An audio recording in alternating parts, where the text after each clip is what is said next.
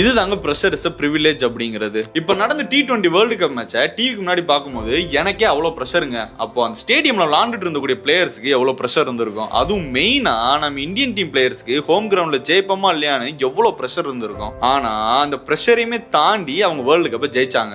எப்பெல்லாம் ஒரு மனுஷனுக்கு மேல பிரஷர் அதிகமா விழுகுதோ அப்பெல்லாம் வந்துட்டு அவனுக்கு கமிட்மெண்ட்ஸ் அதிகமாகுது, அவனை நிறைய பேர் நம்புறாங்க அப்படின்னு சொல்லிட்டு அர்த்தம். ஸோ அதனால அவரு நம்மளை நம்பி நிறைய பேர் இருக்காங்க, ஸோ நம்ம வந்து கண்டிப்பா ஒரு விஷயத்துல ஜெயிக்கணும், இல்லாட்டினா நம்ம எடுத்த விஷயத்துல ஜெயிக்கணும் அப்படின்னு நினைச்சிட்டு அவர் அந்த பிரஷரை ஹேண்டில் பண்ணி அடுத்துன்னு போய்கிட்டே இருப்பாரு.